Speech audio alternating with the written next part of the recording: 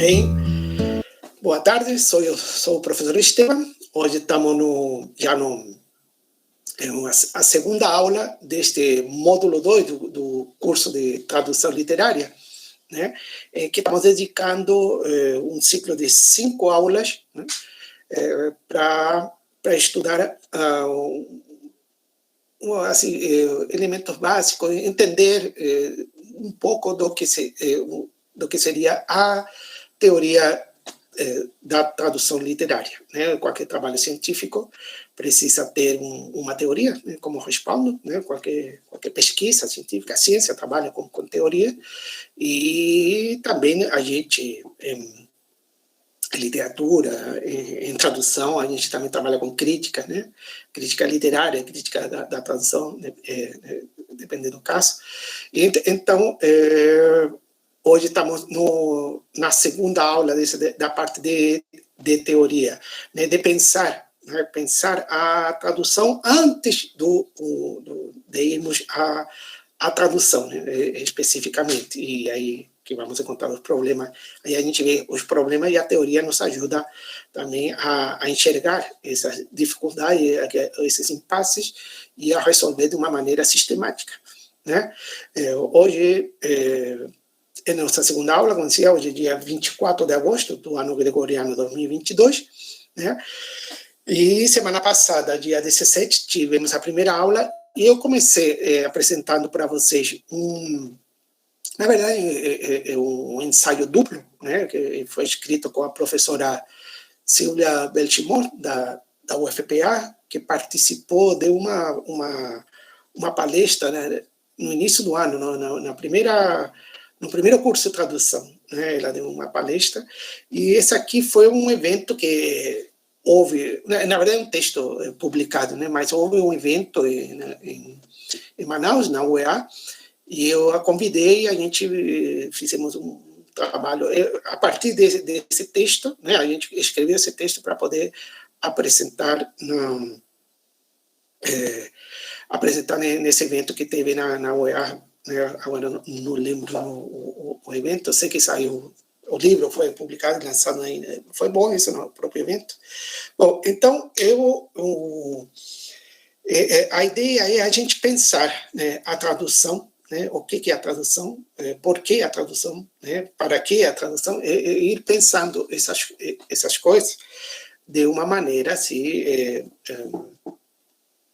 séria, claro, e metódica, né, e que é para poder chegar à teoria da tradução, e de uma forma assim que entendendo de que se trata e qual é a necessidade, né? Porque a gente trabalha por necessidade. Esse próprio curso surge pela necessidade. Há uma necessidade, uma carência, né? Há uma que de trabalhar certos assuntos.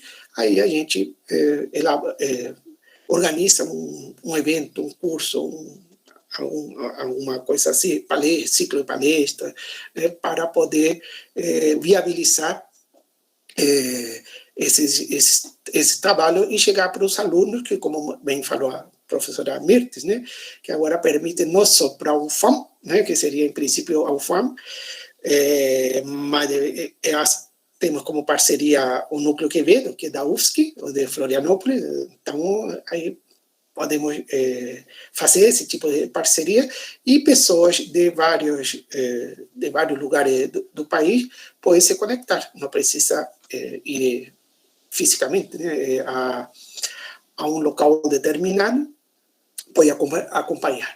Bem, para início, eu pensei em apresentar esse estudo que estou fazendo. Inicialmente ia ser quando eu imaginei, pensei que uma aula seria isso. E depois vi que precisava de explicar melhor, não? Eu também não precisava correr, né? Não temos tanta pressa assim, é melhor. A ideia é a gente entender. Então, mesmo a partir de um texto que pode parecer que não estamos avançando tanto, mas estamos avançando, porque não é somente o texto, né? A partir do texto vem as reflexões e vem novas reflexões, né? Então, esse é um texto que foi publicado em 2019 e foi escrito aí, mas vem de estudos e palestras e cursos que eu já trabalhei com esse tema de filosofia da tradução, né? Então esse texto já é o fruto de todo de um tempo assim de pensar essa problemática. E a gente continua pensando, né? A professora Silvia também fala a mesma coisa, né? De que continua pensando isso e a gente vai evoluindo no sentido da dança, né? A evolução da dança. A gente, quando fala em dança, né? Tem a evolução, né? A evolução são movimento, né? Não necessariamente ir de abaixo para cima do menos para o mais, né? E sim de ir ir pensando esses problemas, essas questões. Então, eu apresentei o texto, né, eu só vou trabalhar a primeira metade desse texto, né, a segunda mais específica, que foi a professora Silvia, que escreveu, aí teria que ser ela para apresentar melhor, mas a proposta, né, é apresentar isso. Então, teve uma introdução que eu dei semana passada, né? Bom, antes tem uma cita aqui do Otávio Paz. Otávio Paz foi um poeta, um crítico literário também, né? E também mexia com tradução, assim como outros vários, né? Escritores também traduzem, né? E em poesia é muito comum, né? Porque pela coisa específica da poesia, que o tradutor seja um poeta, é difícil que no poeta traduzir um poema, né? Essa semana vimos um exemplo, né, com um grupo de alunos, né, uma atividade em que vimos, aí eu ia colocando para eles, olha, é assim, mas a poesia, né, tem outras, tem a rima, tem um espaço, né, também não é uma tradução livre, você pode traduzir livre, mas tem outras preocupações. Bom, enfim, por esse e outros motivos também, depois podemos ir aos poucos ir entrando nesses detalhes. Quando se fala em tradução, também se fala especificamente de tradução de literária e outras especificamente de poesia, porque tem suas características, né? E por conta disso, muitos tradutores de poesia já são poetas, né? E tem também na tradução literária que há pessoas que já são escritores, né? E que traduzem. Um caso assim bem interessante é o do Borges, o espanhol, desculpa, o argentino, Jorge Luis Borges, né, que ele traduzia, como ele era escritor e tinha a sua própria concepção da literatura, ele fazia umas traduções dele, né? Era ele que estava traduzindo coisas como a gente se preocupa em que que o ideal seria que o tradutor não aparecesse na tradução. Claro, aparece o nome lá, tradutor é interessante até colocar, mas não que mude o texto porque intencionalmente o tradutor está mudando. Isso não, a gente evita. Mas o Borges não, eu não queria para o Borges, ele intencionalmente mudava o texto porque ele achava e falava isso. Né? Não, mas aqui, do jeito que colocou, não, é melhor, aí eu mudo para ficar melhor. E, bom, são coisas... o Borges também, né? Não é qualquer pessoa, e esse aí é um caso específico, não pode servir como regra para o resto das pessoas. Estou tentando lembrar, eu descobri agora, estava lendo como leio tanta coisa, algum texto que foi traduzido por um grande texto que foi traduzido pelo Borges, e eu não sabia. Né? Até marquei, tá, em algum lugar está marcado, mas não sabia. Mas é interessante assim, ver as traduções do próprio Borges. Bom, aqui voltando ao nosso tema, eu fiz uma introdução, né? Falando da proposta né, do que seria, como nasce essa preocupação do que seria uma filosofia da tradução, ou seja, ou podemos entender como pensar, né, criticamente o ato de traduzir, né, e a necessidade de se traduzir, e a possibilidade de se traduzir. É possível traduzir de uma língua para outra, né? Bom, para quem não entende desesperar, que creio que vocês já sabem, sim, claro que há. Mas é bom a gente começar pensando isso para ver se tem alguma dúvida ou para ver se a gente está enganado, né? E ter firmeza, e principalmente, bom, eu penso como professor, o professor tem que conhecer bem as coisas, o aluno pode perguntar, tem que saber responder, tirar a dúvida do aluno, e também para poder dar, assim, o professor que dá aula tem que estar preparado para dar aula, então tem que entender bem o texto. Aí abro um parênteses para dizer que uma coisa não sou eu que digo, né? Eu também eu digo isso, né? Mas é sabido por várias pessoas, né? Muito, né? É que ninguém conhece melhor o texto do que o tradutor, né? Do leitor, né? Existe, claro, tem um autor, né? E tem os leitores, mas o tradutor um bom tradutor, né? É um leitor privilegiado e muito atento, né? Vai nos detalhes, nas vírgulas, né? E essa vírgula, e aqui precisa de uma vírgula. Mesmo traduzindo do português para o espanhol, por exemplo, a gente vê, pode surgir uma vírgula, pode ser a necessidade de incluir um verbo, né? Semana passada eu comentei isso, de uma expressão italiana, né, que ao traduzi-la para o espanhol, que parece ser uma língua também próxima, de frase vira oração, né? Ou seja, pode ter um verbo ou até dois, né? Bom, então, se a tradução, por um lado, vem sendo feita há séculos, né, e a mais clássica em literatura, né, que é da área de literatura, são as traduções do grego para o latim, né, quando muda isso, né, a decadência, depois que existe a decadência da literária e filosófica, né, e política também, né, do que a gente denomina Grécia, né, a região helênica, né, e surge o Império Romano, eles têm essa preocupação, né, de que tem que ter uma literatura, a mitologia enquanto crivada, né, passar pelo crivo da literatura, não é a mitologia em si, né, porque os mitos são de cada lugar, né, de cada grupo, né, então você transporta mitos, sim, mas aí pela literatura, né? Então não confundamos na Amazônia, por exemplo, a gente conhece muitos mitos, lendas, né? Muitas manifestações que vão passando, né? de geração para geração, e que isso traz ali toda uma carga, né? Uma carga do grupo, né? Muito forte, né?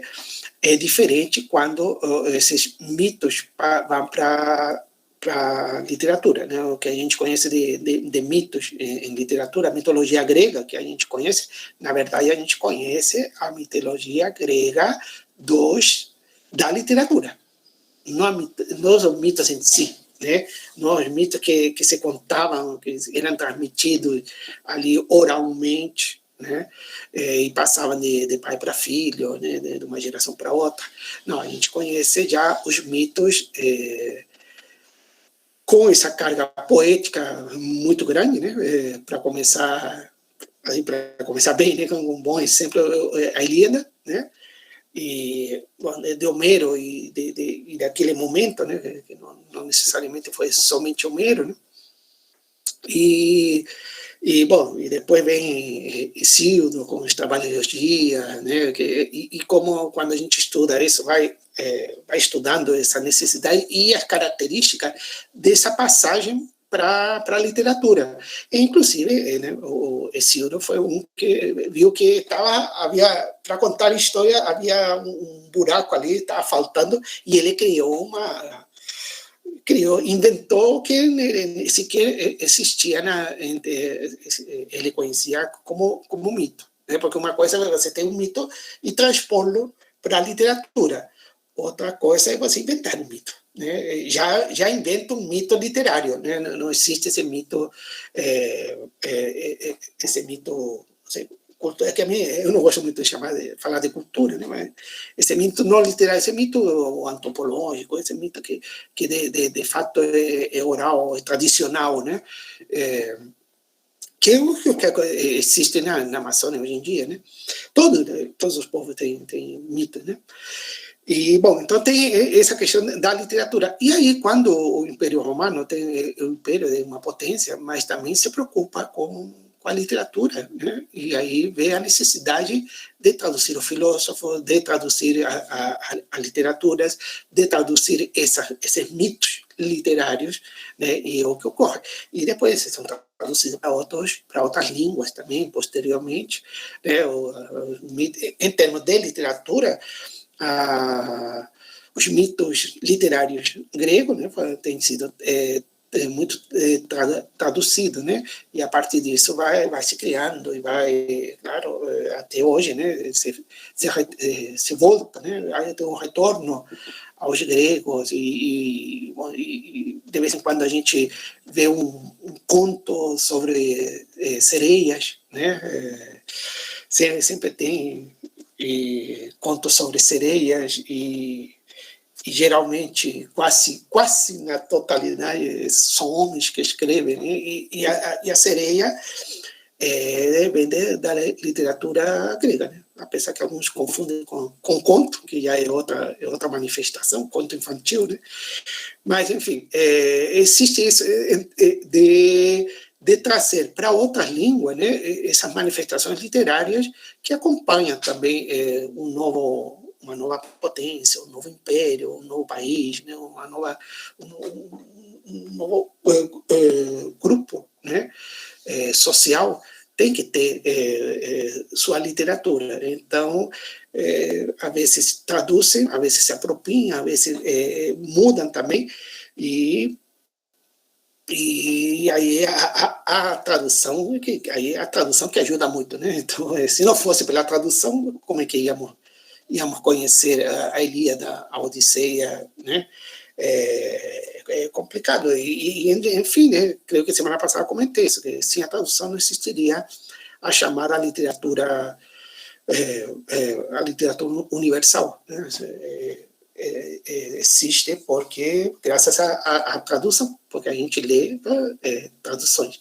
Bom, e eu apresentei, não vou repetir tudo de novo, você está vendo como eu estou fazendo novas considerações, né, a partir do que já falei semana passada, né, foi uma apresentação, e aí falei da tradução como possibilidade, né, mais ou menos o que estava falando agora, surge a necessidade, e aí a gente viabiliza essa necessidade e vislumbra uma possibilidade e a faz, né? Então, acontece. Então, a gente sempre pensa, sempre pensa a posteriori, depois do problema, né? Então, existiu o problema e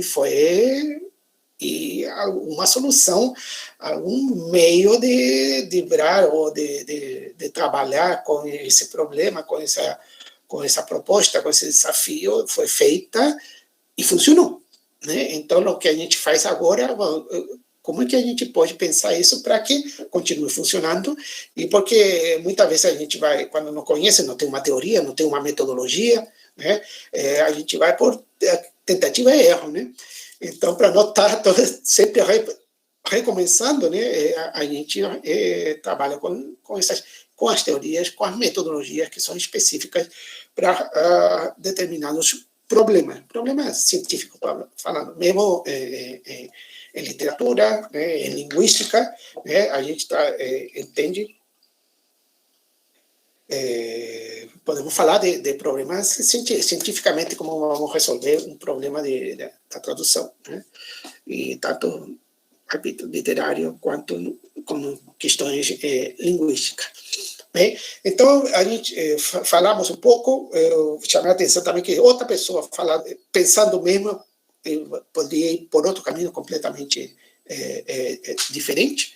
Né? Então, foi apresentado como surge essa necessidade, né? E apresentei algumas curiosidades. E comecei por esse tradutore, desculpa, fala que não falo italiano.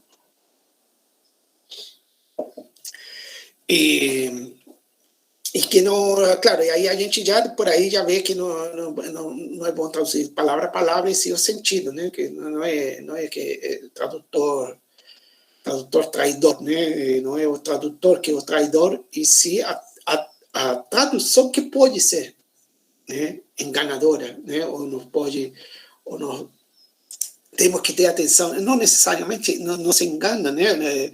Não é a tradução que trai, ou a tradução que pode ser traiçoeira, que a gente, se a gente não tomar cuidado, a gente desliza aí. Então, o tradutor, né, tem que tomar esses cuidados para que a tradução aconteça, né?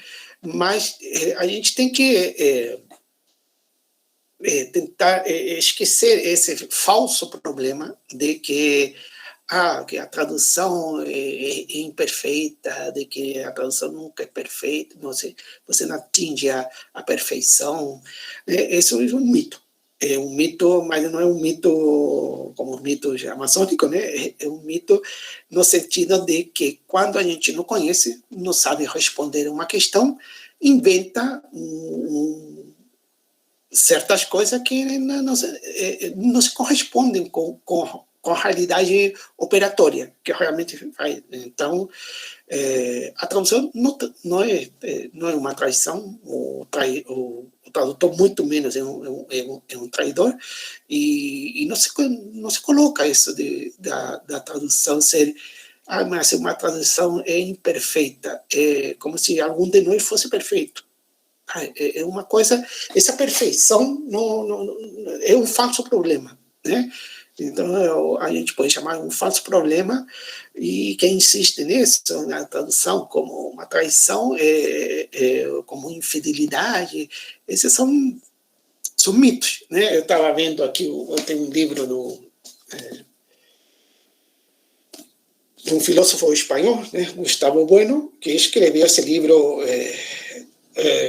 O Mito da Felicidade, né? E aí ele faz todo um estudo, ele escreve, são aqui mais quase 400 páginas, e deu tão certo esse livro, claro, como filósofo começa a analisar o problema, e aí desmonta o que ele chama de mito da felicidade, e depois escreveu outros livros também falando do mito da esquerda, vários mitos que ele vai desmontando, né? Que a gente, quem não conhece, né?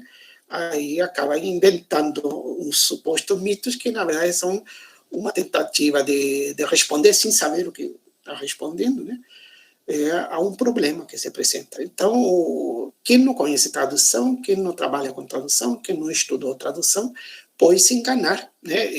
Bom, e esses somos todos nós antes de começar, né?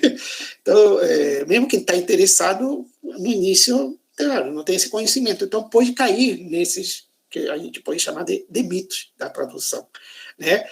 Tá também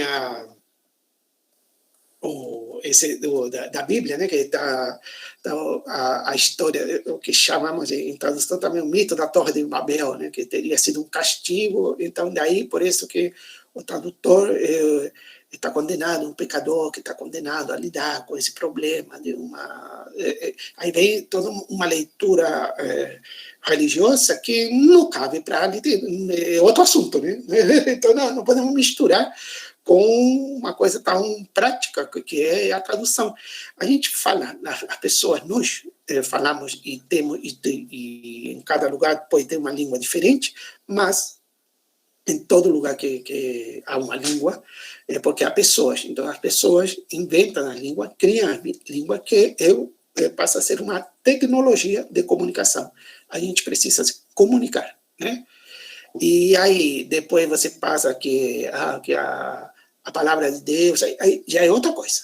Né? Aí já é outra coisa. Não aí vai pela religião, né? Ou então proposta hoje em dia que está, digamos, de certa forma de moda, né?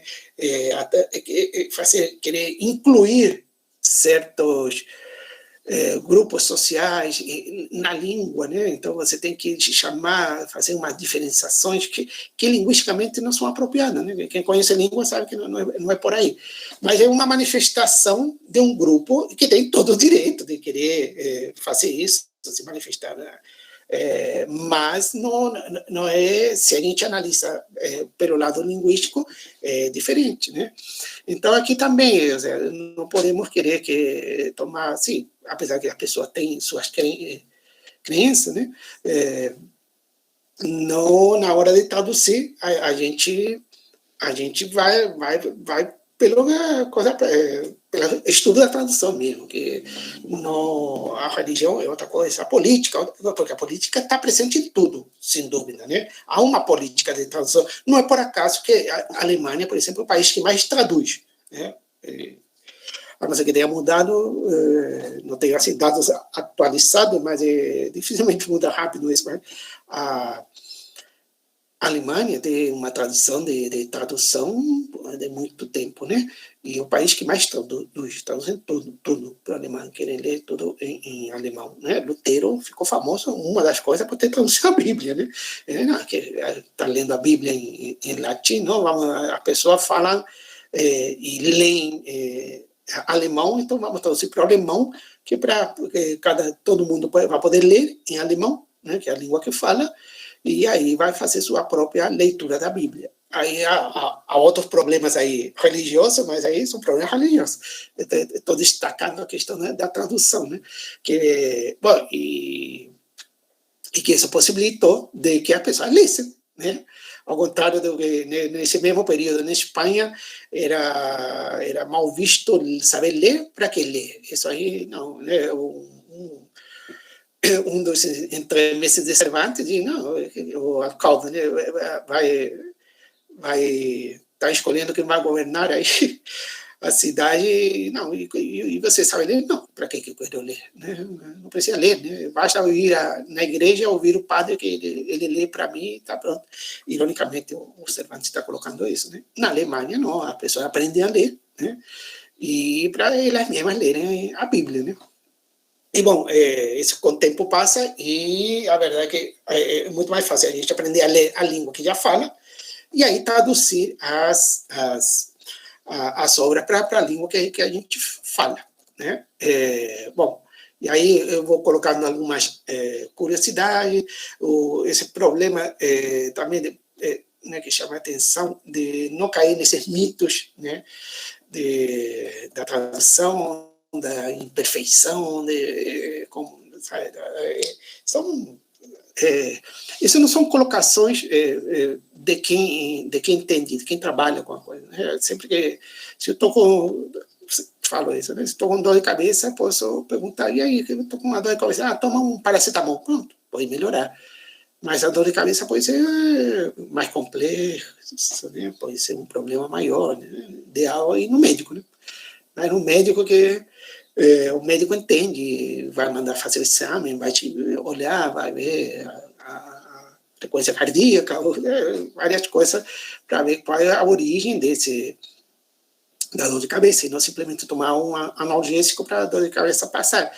Então, se fosse assim, também essas frases populares, né? De médico louco todos temos um pouco. Claro que não, né?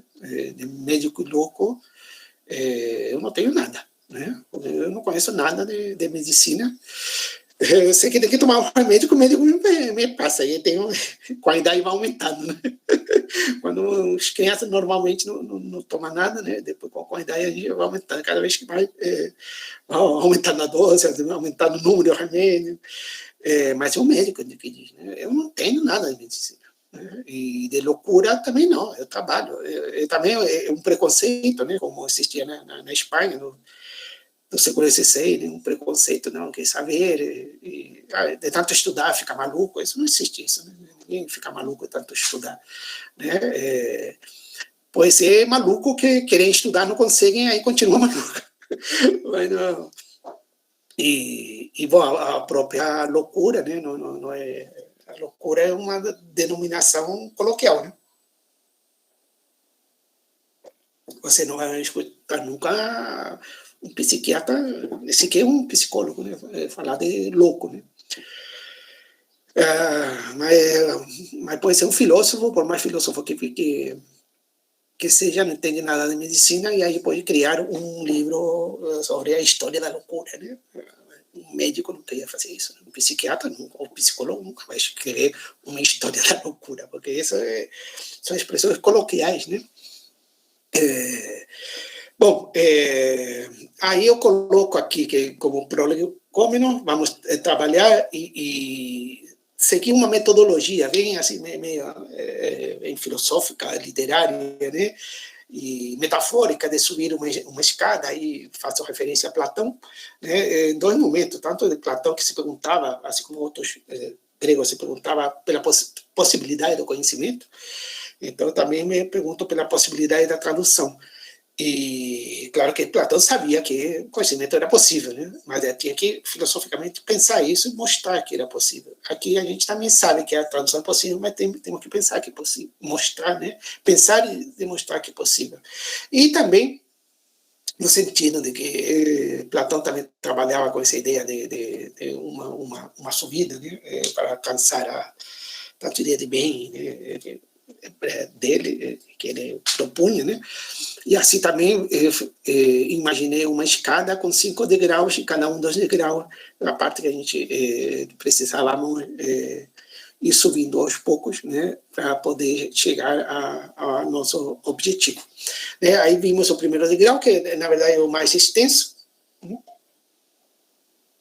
Já estou falando meia hora, mas em meia hora espero concluir os outros 4 degraus que são mais rápido, né? Então, o primeiro degrau vai para ver a possibilidade da tradução de exemplo aqui da Amazônia, né? Que conheço no momento, tenho mais contato e tenho vivenciado também a questão da língua, das várias línguas que existem, né? Bom, fui apresentando aqui e a quem cabe, né? Aí é a pergunta que fazia, né? Identificar qual é a função do tradutor, ou seja, de passar de uma língua para outra, né? E para possibilitar a comunicação, né? Mas aí que surge uma questão, um problema, né? Que vai ser trabalhada e a questão primeira da tradução possível, e se esse tradutor, que é um intermediário, né, de fato pode realizar essa missão, claro que vai, claro, mas pensar isso, né, e como podemos dizer numa língua mesmo que é dito em outra língua, isso é possível, né, e vamos ser compreendidos, sim. Agora, você pode ir lá e falar, não, mas às vezes, mesmo assim a gente não entende, pode ser incompreendido. Claro, mas mesmo falando em português, quem é professor sabe que explica a matéria para o aluno, e essa não são em letra, né, matemática, então, matemática é cálculo 1, né, o que tem de aluno, a disciplina que mais reprova na universidade é cálculo 1, e também é a mais comum, né, matemática, praticamente todos os cursos, né? São raros os cursos que não tem uma disciplina ligada à matemática, né? Na sua formação. Mas, claro, o professor explica e a gente não entende. E mesmo aqui no Brasil em português, na Espanha em espanhol, na Rússia em russo, no Japão em japonês, e os problemas... a gente vê esse mesmo problema que então, não é especificamente o problema da língua. É um problema de comunicação também, mas tem outras questões, tá? No caso da matemática, por exemplo, tem questões específicas porque a dificuldade, né, em entender. Uma delas é que, bom, isso está mudando felizmente, mas os primeiros professores de matemática pouco entendiam de matemática, então a gente já começa a estudar matemática com uma carência. Aí quando chega na universidade, a coisa é para valer, vamos dizer assim, os alunos encontram muita dificuldade, porque não trazem a base. Então, o problema não é de comunicação, não é exatamente da matemática, e sim da formação do aluno, né? Bom, então, assim também, se há algum problema, às vezes, numa tradução, vamos traduzir um livro e a dificuldade, temos que analisar isso, mas a dificuldade está na tradução, ou será que na própria língua também há problema? Entender Freud, né? É problema do português, ou será que na língua original também alemão, né? Ele escreve, também ele, creio que é, né? Agora fiquei na dúvida. Também não é entendido a dificuldade em compreender, né? Então, não às vezes não é a tradução. É claro que se você um texto técnico ou específico, né? Você passa para uma pessoa que não domina o assunto para traduzir, vai criar problemas aí. Mas o problema não é da tradução, o problema é do tradutor que não conhecia exatamente do que se tratava. Então, você precisa conhecer, né? Então, por isso que a gente faz aqui estudo da tradução literária, porque estamos trabalhando com tradução literária. Traduzir um texto jurídico, por exemplo, a pessoa precisa conhecer tanto a terminologia jurídica do primeiro língua como da língua de chegada, né? A língua de partida e a língua de chegada, que você tem que conhecer. Então, não é o mesmo você traduzir um texto de direito, né? Direito com seguro, né? Esse que os argentinos dominam bem, né? Se você vai traduzir do espanhol, do argentino para o brasileiro, é uma coisa. Traduzir para português de Portugal, o problema não é a língua, o problema é que lá a jurisdição, né, o direito é diferente, né? Então, o problema não é a língua, e sim do que está tratando. E vocês sabem que muda. A matemática não muda, né? Um triângulo tem três lados em qualquer lugar, em qualquer língua. Você fala diferente com a língua. Um triângulo tem um nome, triângulo, dependendo da língua, pode chamar diferente, mas em qualquer lugar o triângulo tem três lados, e a soma dos ângulos internos dá 180 graus, isso não muda. Em texto jurídico, muda porque, dependendo para o país, não é a língua, o país que você está traduzindo, a lei muda, né? A terminologia muda. Então, não porque Brasil e Portugal falam a mesma língua, e outros países também falam português, mas se vamos traduzir um texto jurídico, temos que conhecer para o país que estamos traduzindo, né? Conhecer a parte jurídica daquele país, né? Em literatura, isso fica muito claro com a poesia, né? Tem que conhecer poesia, por isso que eu falo, né? Você fala sempre, para traduzir poesia tem que ser poeta, né? Porque tem que conhecer, não é somente a língua, para que língua você está traduzindo, você tem que conhecer também poesia, né? Tem que saber se um soneto, bom, como é que é um soneto, né? Não é só traduzir, né? Você vai traduzir um soneto de Lope de Vega, para o português, você tem que saber as características do soneto em português em espanhol e em português, né? Não é tão simples quanto dois quartetos e dois tercetos, tem mais do que isso, né? Então você tem que te conhecer, e não é só uma questão de língua. Então o que pode ocorrer, e creio eu que seja o mais frequente, eu falo creio porque não tenho como provar para vocês aqui nesse momento que seja isso, mas pelo que a gente vê, pela experiência que a gente tem, deduz de que muitas dificuldades que surgem em textos traduzidos ou na hora de traduzir não seja por um problema inerente à tradução, e sim ao assunto que está sendo traduzido e o domínio que o tradutor tem que ter desse assunto nas duas pontas, né? Nas duas pontas. Tá? Bom, e vamos agora sim, acho que me demorei demais. Quem não acompanhou a aula da semana passada, né?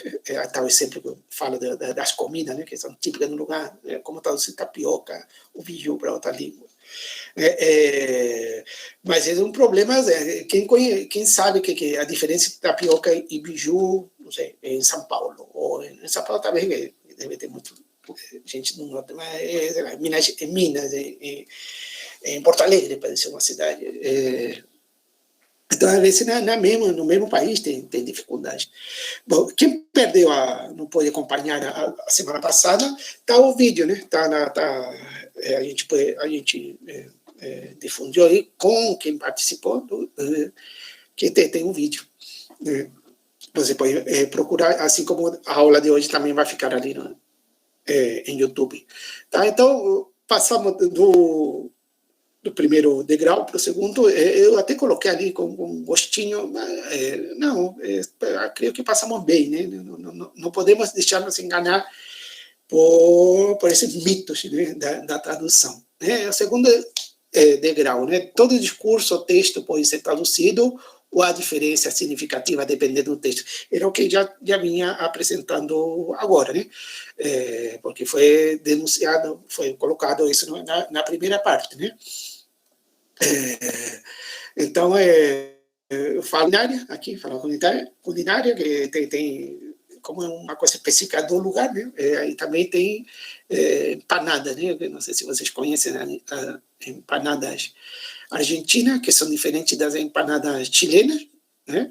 Mas alguma coisa até parece, não é a mesma coisa, mas tem alguma diferença. Mas você vai para a Espanha e fala empanada, é um prato nada a ver com as empanadas nem argentina nem chilena, né? Então, culinária tem isso. E aqui no Brasil também a gente vê isso, né? Como os pratos mudam de nome, né? Quem viaja sabe essa dificuldade, né? Pede uma coisa e trazem outra. Mas eu pedi, trazem outra porque, dependendo do lugar, muda o nome, né? Ou essa palavra significa outro prato, outra fruta ou verdura, né? Então, talvez seja um dos tipos de tradução mais complicado no sentido de que na verdade, tem que conhecer, tem específico, né? Ou seja, se vamos traduzir culinária, temos que conhecer a culinária das duas pontas, né? Vamos traduzir culinária brasileira para espanhola, temos que ver, ou seja, não vou falar com o espanhol como falaria com, por exemplo, culinária amazonense, né? Tem coisa, talvez seja menos complicado traduzir-la para o espanhol da Colômbia, né? Ou para um livro, por exemplo, editado na Colômbia ou no Peru, que eles também têm parte da Amazônia, né? E também tem, às vezes, pode até mudar o nome, mas tem esse prato, ou muito parecido, tem um alimento também que seja comum, né? Mas você vai para um lugar, sei lá, para Alasca, né? Ele não faz a menor ideia do que, qual é a comida que que a gente tem por aqui. Então, aí são dificuldades específicas, né, dependendo do que está sendo traduzido, né?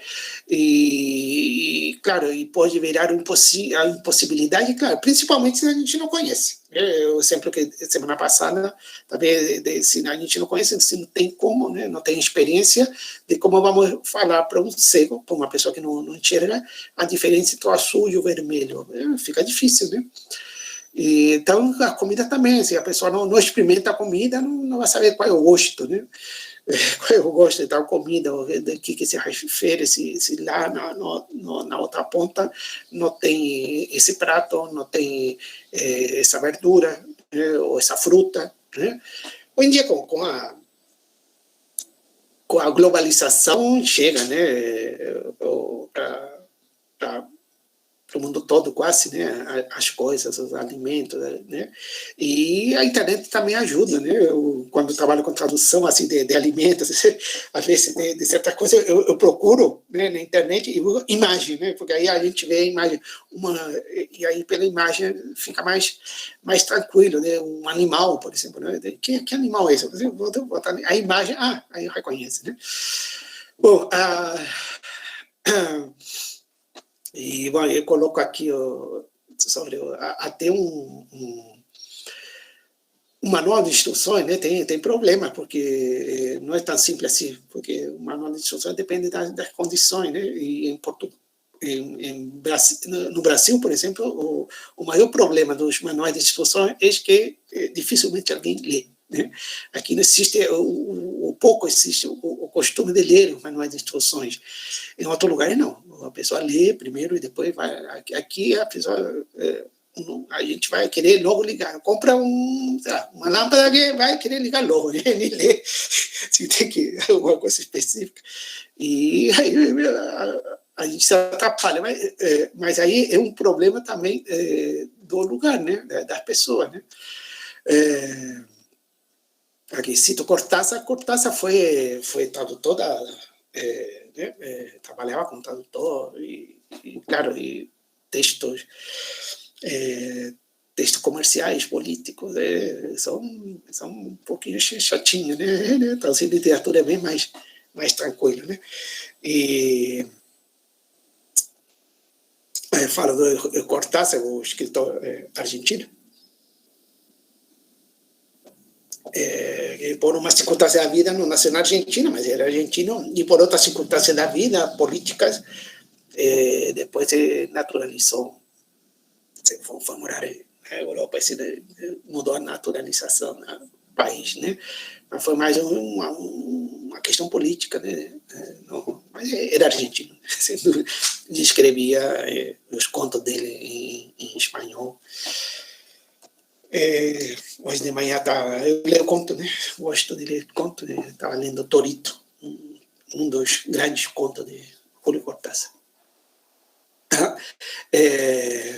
Bom, tomemos como referência os textos literários, isso é para a gente mais fácil, né? Tá em nossa área, em vários gêneros, uma vez que entendemos que a interpretação se dá preferentemente ao nível da oralidade, enquanto que a tradução estaria mais presente no campo artístico e científico. Um romance tem as suas dificuldades na hora de traduzir. Não estamos falando de questão de tempo, né, de número de páginas, isso tem essa coisa também, que isso é um problema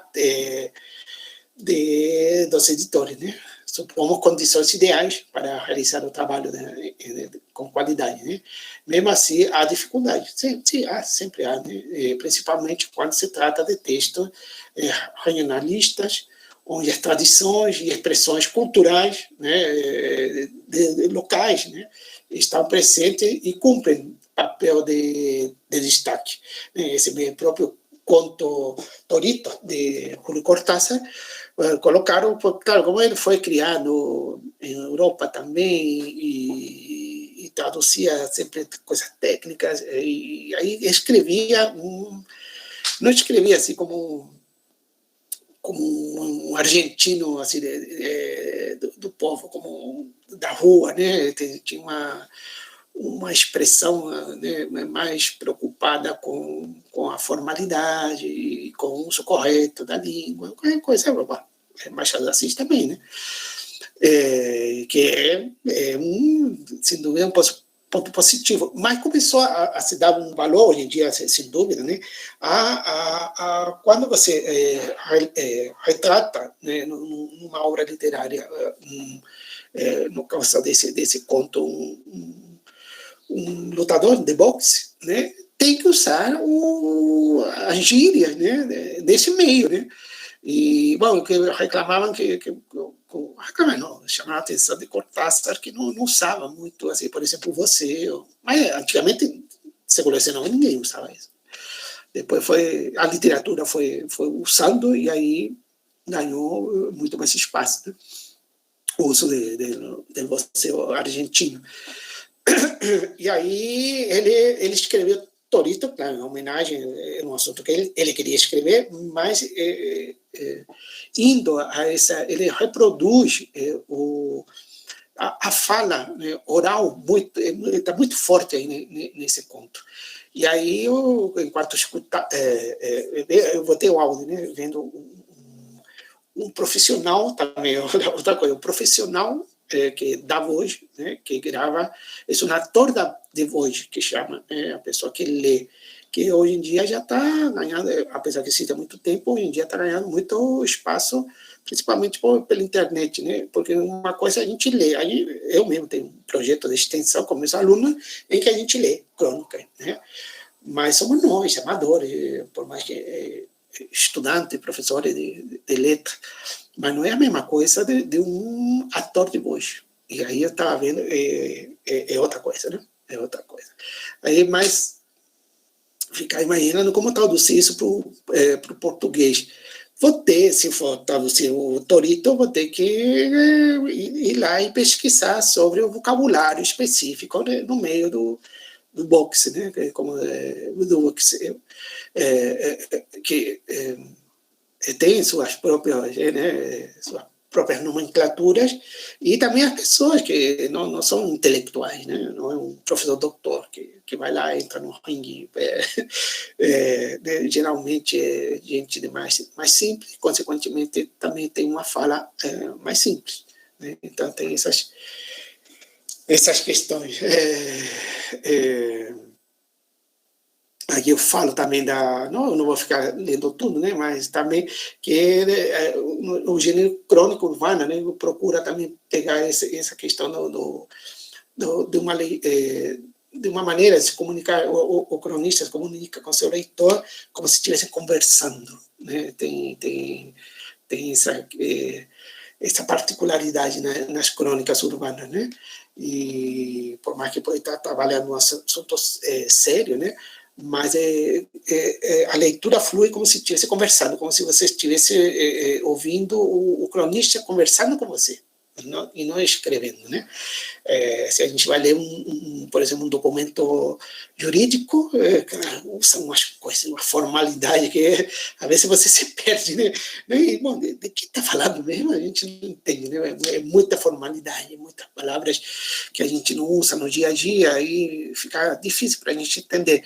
Numa crônica, não, né? É uma linguagem mais, apesar de ser literária também, poético, né? Mas a maneira de falar tenta reproduzir uma fala oral, né? Bom, no caso do texto dramático, aí, né, no teatro, né? Depois comentaremos o caso de obras em verso similares à poesia, porque existe teatro em verso também, né?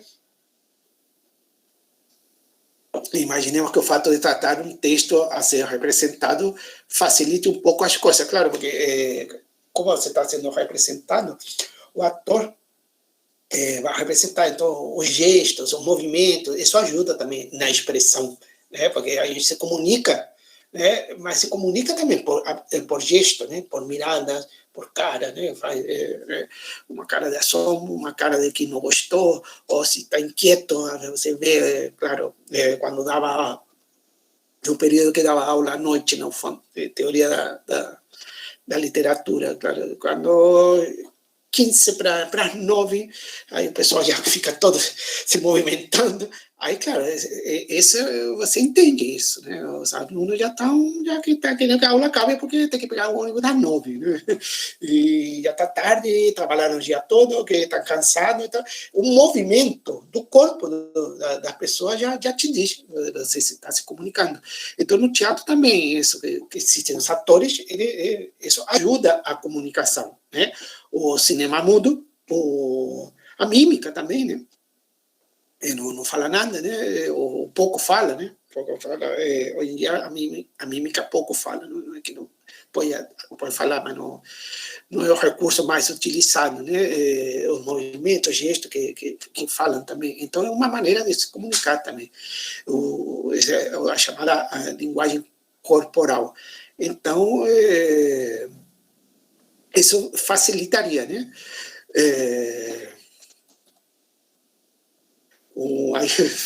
Aquele filme que em 2012 ganhou um Oscar, né, que foi o Artista, né, que também era em preto e branco, não usa as cores, né, e também o mundo, né, e dá para se comunicar também por o gesto, né, ajuda muito. Mas voltando aí, por exemplo, da tapioca, desta vez no ambiente cinematográfico, não faz muita diferença como se traduz esta palavra ou este alimento, podendo deixar tapioca mesmo, o espectador pode não sentir o gosto nem o cheiro, né, na sala escura do cinema, ou em casa se está assistindo pela TV ou pelo celular hoje em dia, né? Mas pode relacionar a tapioca, essa palavra, à imagem que está sendo exibida. Conhecer sua forma, sua cor, e assim verificar que se trata de um alimento, e também da reação de quem está comendo, aí, dos atores, né? Então, aí, nesse caso, o cinema, por exemplo, nos ajuda, né? Aproveitamos este momento para fazer dois breves comentários. Primeiro é de conhecimento amplo, que em geral os professores de língua estrangeira são tradutores medíocres. Todo aí no meio, né? Nossos colegas de profissão que nos perdoem, né? Para eles deixamos o consolo de exceção. É claro que há professores que se dedicam à tradução e fazem muito bem. Mas, por exemplo, eu traduzo também, faz parte, mas eu estou mais preocupado em estudar a tradução de que em traduzir. Mas depende também das pessoas, das professoras que apresentaram, por exemplo, na outra mês passado, elas traduzem, né? Tanto a professora Andrea, né, Chesco e a equipe lá traduzem e publicam, né? Então tem essa experiência. Eu nunca traduzi para publicar assim, comercialmente, né? Que pede tempo e volume, né? E constância. Eu traduzo para meus alunos ou para estudar, né? Então não outra. Posso entender da tradução, mas é como se fosse estudar futebol. Não, posso entender futebol, mas isso não quer dizer que você é um bom jogador de futebol, né? A prática, posso até, claro, assim, entendo jogar alguma coisa, mas não vou para uma Copa do Mundo, entende? Então, tem esse detalhe. O segundo, né, parênteses que faço, é que o tradutor não traduz poesia, isso já tinha comentado, né?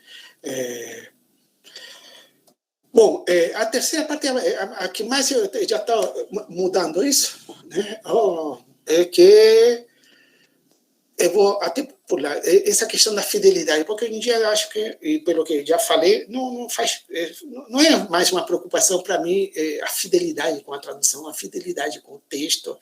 Não, você tem que ter o trabalho bem feito, né? E isso da felicidade, da fidelidade é o resultado do seu preparo, se você está preparado para isso. Tá? Então, isso, vou pular. Eu tinha até colocado aqui novas considerações, né? Mais ou menos isso. O quarto degrau devemos subir mais um degrau, metaforicamente, né? Sobre a competência e a autoridade de levar a cabo a tradução, né? O desafio de traduzir, né? Quem pode traduzir, quem é o tradutor, né? Pelo que vimos até agora, quem traduz é identificado como tradutor, sim, mas quem é esse tradutor, esse profissional responsável por levar um texto de uma língua origem ao primeira, né, a outra destino, ou segunda. Talvez o professor de língua poderia ser, né, no meu caso, né, e o caso de outros professores também, né, porque domina a língua, sim. E, claro, se é bilíngue, né, eu que falo português e espanhol, talvez seja mais fácil. Né? Você que é brasileiro, que conhece português, por exemplo, conhece, está estudando espanhol ou outra língua, sabe que traduzir para essa outra língua é mais desafios do que por exemplo, do espanhol para o português, porque o português, a língua de chegada conta muito. Né? A minha parte está muito mais em como adaptar essa tradução, essa versão para a língua chegada. Se eu tenho domínio dessa língua chegada, um bom domínio, isso vai me ajudar muito. Né? Então, por isso que é mais fácil para vocês, né? Que para quem é brasileiro está acostumado a estudar letra, português, né? Traduzir para o português do que para outra língua. Né? Bom, e quem teria essa competência em uma tradução aceitável e eficaz?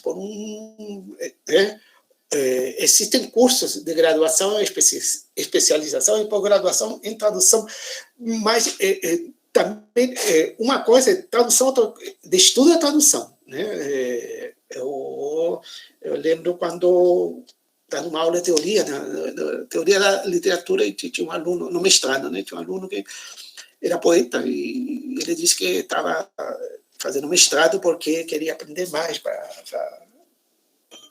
aprimorar a sua arte poética. Aí eu falei, olha, sua arte poética, você não vai aprender muito não, porque no mestrado a gente estuda a teoria, né? E minhas aulas eram de teoria da literatura, né? E que o poeta não precisa da teoria. Né? Nós, professores, que precisamos da teoria para poder entender e estudar a obra poética de um determinado autor. Né?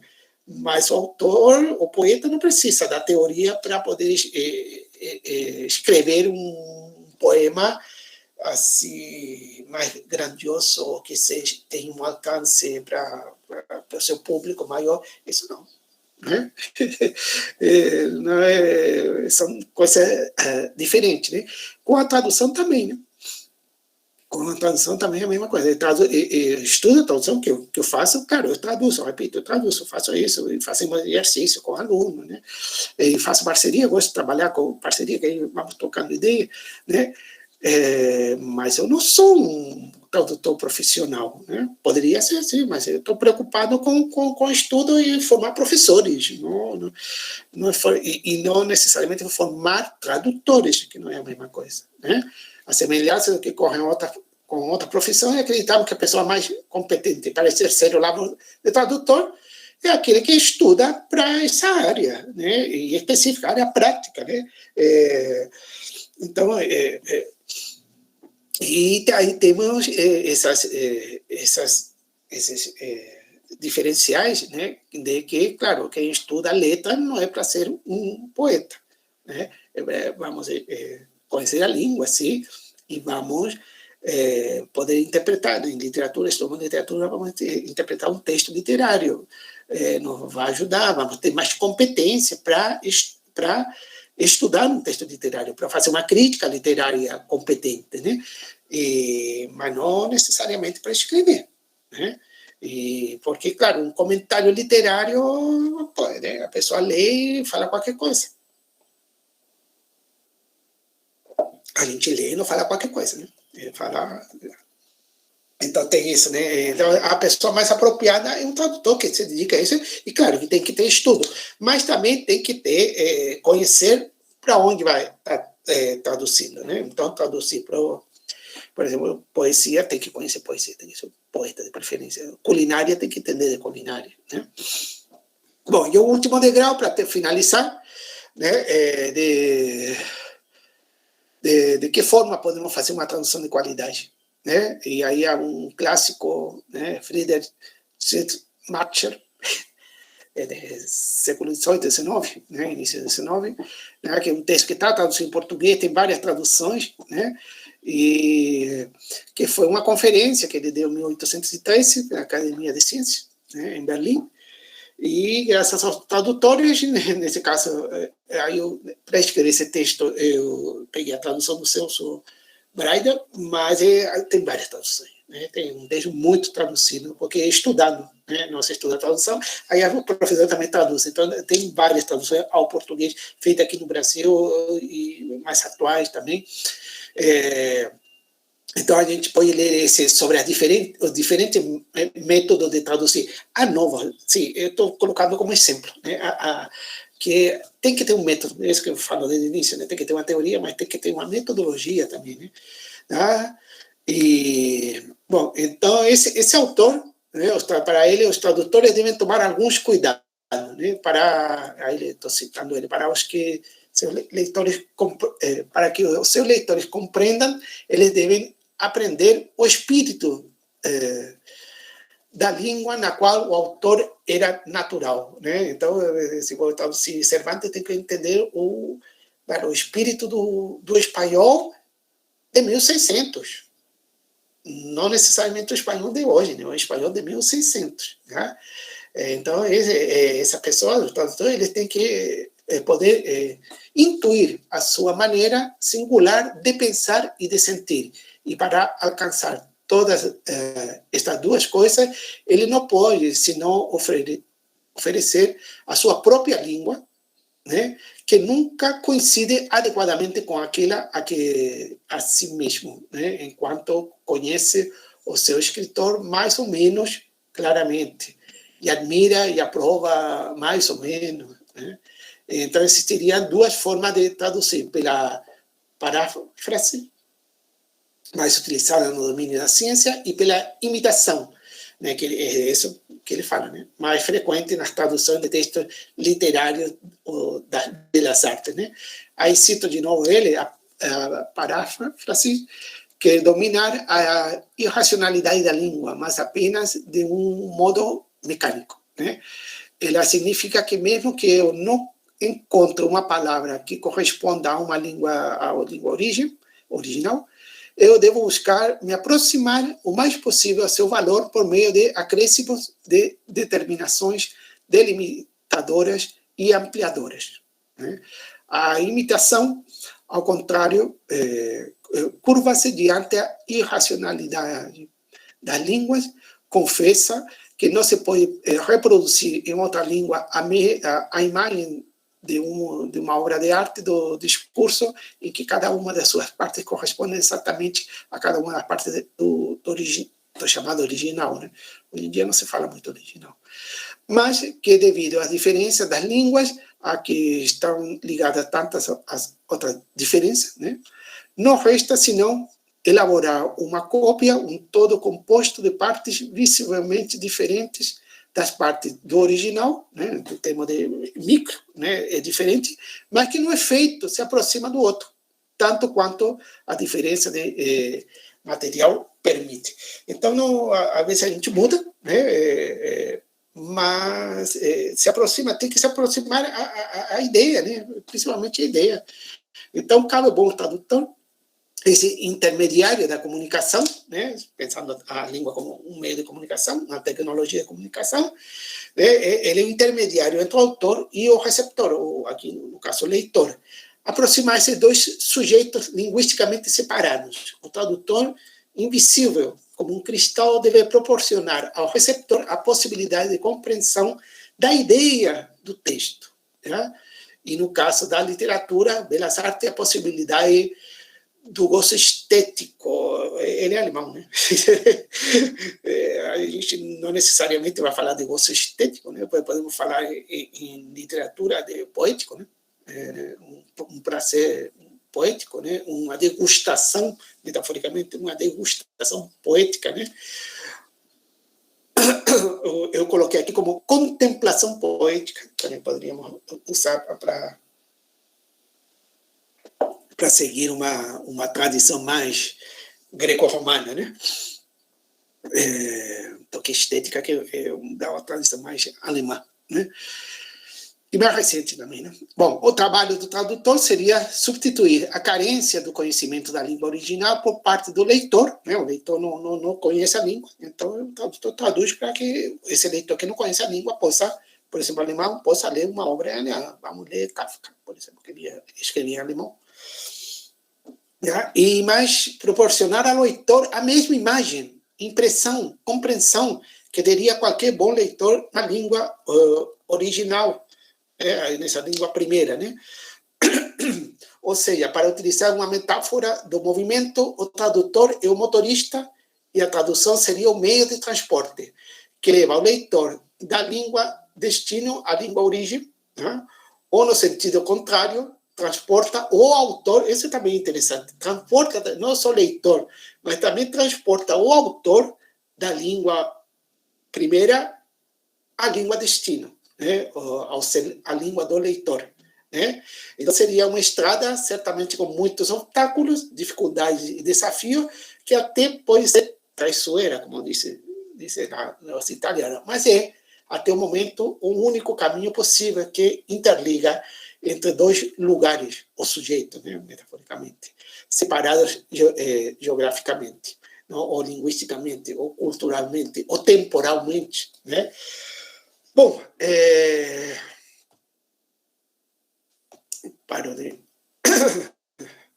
paramos por aqui. Vou parar também a